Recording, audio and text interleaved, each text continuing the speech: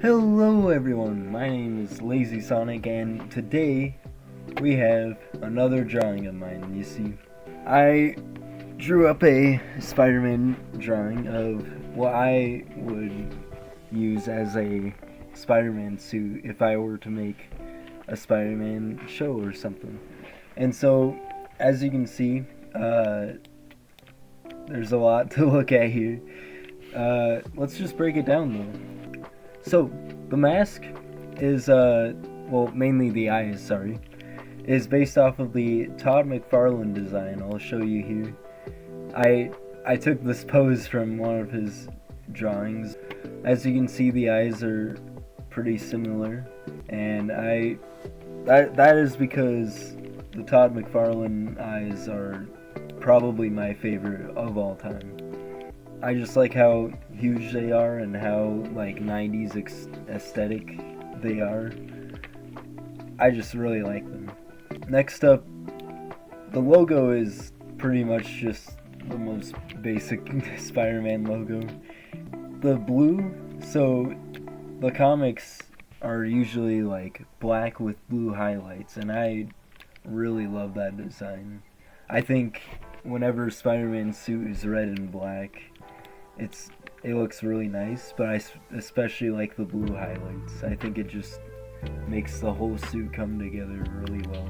Next up, you probably noticed, but the hand wraps here. The hand wraps were based on this Spider-Man Alone show, I believe, and it's a fan film actually. I'll leave a link to the trailer in the description, but it looks really cool. I especially love the way they use hand wraps and the shoes and the black suit, of course. However, for me, I didn't use Nike shoes. I just used, I guess, hand wraps. I just thought it really looks nice and breaks up the red and blue fairly well. I think it goes especially well with his eyes. Like, there's no other place where the white is besides the logo, and I don't really want to change the logo that way. So I thought that would look really cool. Last few details. As you'll see on the mask here, you can see the lining isn't really aligned very good. I think you can especially notice it like here. I'm trying to look at other examples. Yeah, like here. And so my main thought on that was I really love the Edge of Time design. I don't know if I can find a better picture, but as you can see, the lining and the webbing design, it isn't very like it's not all perfect like how one of these would be.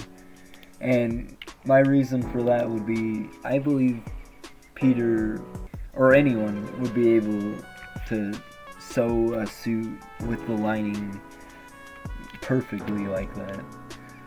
I mean, like, not without spending millions on like a business that makes suits like this. But if you're a kid in high school and you're a superhero and you're making your own costume, I feel like the webbing isn't gonna be perfectly put together.